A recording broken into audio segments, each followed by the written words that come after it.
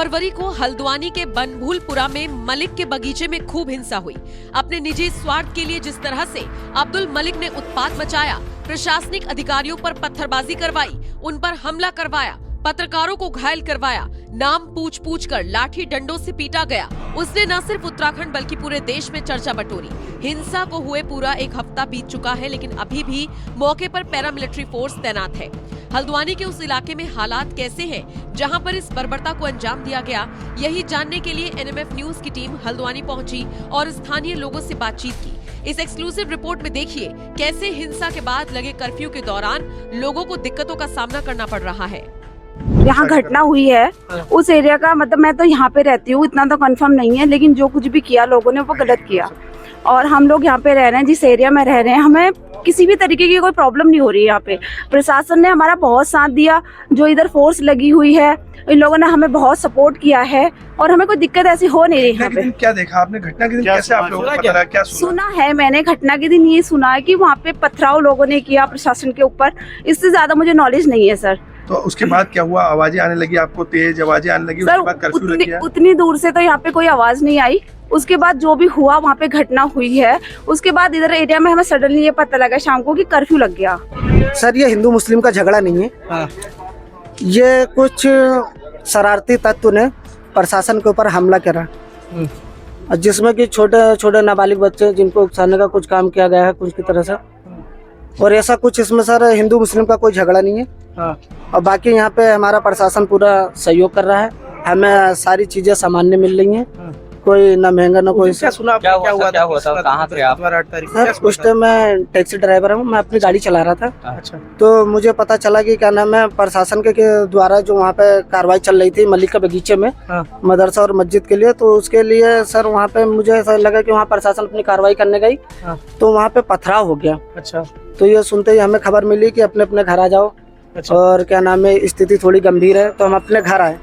बाकी यहाँ पे सब माहौल सही था, बाकी यहाँ पे ऐसी सर कोई स्थिति नहीं। देखिए ऐसा है, उस दिन तो जो भी रहा होगा मैं उस समय मौके पे नहीं था, लेकिन अभी की स्थिति पूरी सामान्य है और प्रशासन ने बहुत अच्छा सहयोग किया है। जिला प्रशासन ने पूरी तरीके से इस क्षेत्र की मदद की है और मैं चाहता हूँ कि धीरे धीरे स्थिति सामान्य हो और जिन लोगों ने ये गलती की है उनको कड़ी से कड़ी सजा मिलनी चाहिए। हमारे पत्रकार बंधुओं पे हमले हुए हैं, हमारी पुलिस प्रशासन पे हमले हुए हैं, जिन लोगों ने ये सब कदम उठाए हैं उनके साथ किसी तरह की रियायत नहीं हो रही है। क्या बाहर से उन्हें किसी ने कहा था, क्या रहा पूरा? नहीं ये तो नहीं मालूम, ये तो जांच में क्या रहा है, ये तो जांच का विषय है, किसने क्या किया होगा।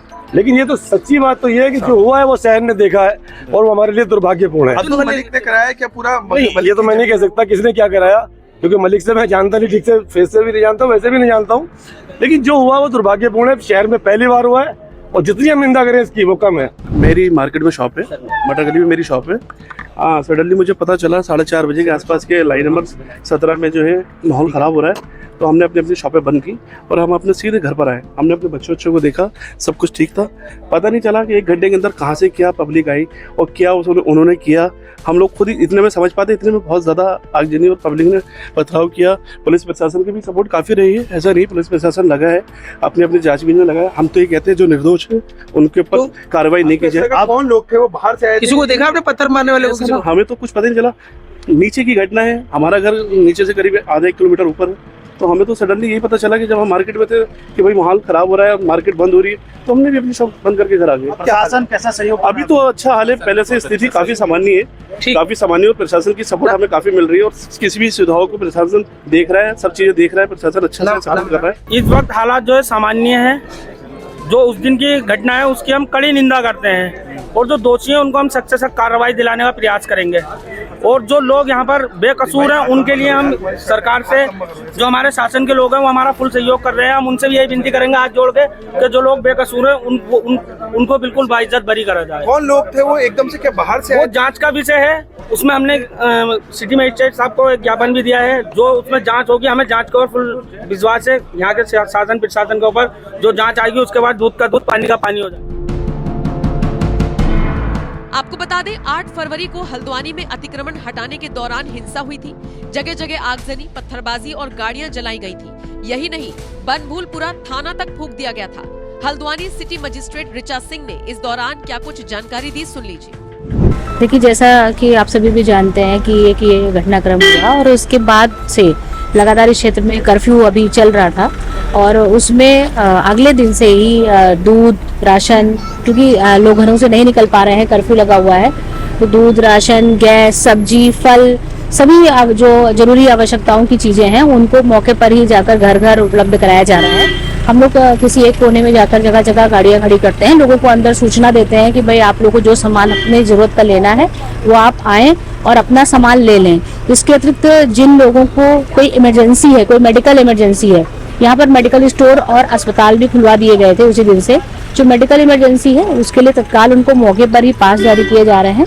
एक स्टाफ थाने पर बैठा हुआ है। इसके अलावा अन्य क्षेत्र में जहाँ जहाँ भी हम लोग खड़े हो रहे हैं, जिसको अगर कोई किसी की बहुत ही जरूरी कोई आवश्यकता है जिसके लिए उसको तत्काल बाहर जाने की जरूरत है, उसको कहीं अपना परीक्षण करवाना है, कहीं उसका अपॉइंटमेंट किसी डॉक्टर के यहाँ है, तो सभी व्यवस्थाएं मौके पर की जा रही है। मैम, उस दिन आप भी थे और कल आपने कुछ लोगों से बात की, क्या कह रहे हैं लोग उस दिन दंगे के दौरान की घटनाओं को लेकर? देखिए, अभी ये जो घटनाक्रम है, जब उसमें हम लोग उस घटना स्थल पर उसके आसपास के एरिया में जा रहे हैं, तो इन लोगों का सभी महिलाओं का इनका कहना है कि जो कुछ भी हुआ वो बहुत गलत हुआ है और इसमें ये लोग कहाँ से आए थे, कोई किच्छा बहड़ी कहता है, कोई कुछ कह रहा है कि ये किराएदार थे, बाहर से आए हुए लोग थे, हमें जानकारी नहीं है। हम पुलिस प्रशासन के साथ हैं क्योंकि ये निश्चित ही बहुत गलत हुआ है। सभी ने अपनी आंखों से देखा है कि उस दिन क्या घटनाक्रम हुआ था, तो वो सभी इसकी निंदा कर रहे हैं और आज उनका कहना है कि भविष्य में हमारे यहाँ ऐसा ना हो और हमें ये लोग यहाँ पर एक दाग देकर चले गए हैं। हल्द्वानी के जोनल मजिस्ट्रेट एपी वाजपेयी ने मौजूदा स्थिति को लेकर क्या कुछ कहा, वो भी सुनिए। देखिए, कर्फ्यू के बाद से लगातार क्षेत्र में निगरानी की जा रही है और इम्प्रूवमेंट है। माहौल बहुत तेज़ी से सामान्य हो रहा है। उसी के देखते हुए कर्फ्यू में ढील दी गई है। कुछ स्थानों पर 2 घंटे की ढील है, कहीं पर उससे अधिक ढील दी गई है। आवश्यक वस्तुओं की आपूर्ति विभागों के माध्यम से सुनिश्चित की जा रही है, चाहे वो दूध हो, अंडा, ब्रेड, फल, सब्जी, राशन, सभी सुनिश्चित किया जा रहा है। साथ ही जो मेडिकल स्टोर हैं उनको खुला रखा गया है। हॉस्पिटल बनफुलपुरा का वो फंक्शनल है, वहाँ पर अतिरिक्त डॉक्टर तैनात किए गए हैं। एक पैथ लैब भी वहाँ पर फंक्शनल की गई है। साथ ही आज से टीकाकरण और गर्भवती महिलाओं के लिए जो सुविधाएं हैं वो भी शुरू की गई है। जिले के एसडीएम परितोष वर्मा ने इस दौरान क्या कहा, वो भी सुन लीजिए। देखिए, आवश्यक सामग्री जो है खाद्यान्न है और दूध है, ब्रेड है, इसके अलावा जो जरूरी की आवश्यक वस्तुएं हैं वो उनका वितरण किया जा रहा है और यहाँ पे हॉस्पिटल भी खोल दिया गया है। ओपीडी लगातार यहाँ पे बढ़ रही है। गायनी के साथ साथ यहाँ पे बाल रोग विशेषज्ञ भी तैनात कर दिया गया है। हल्द्वानी प्रशासन ने भले ही आम जनता को कर्फ्यू में ढील दे दी हो, लेकिन हालात पूरी तरह से सामान्य नहीं है। जो भी अपडेट हल्द्वानी को लेकर आएगी आप तक जरूर पहुंचाएंगे।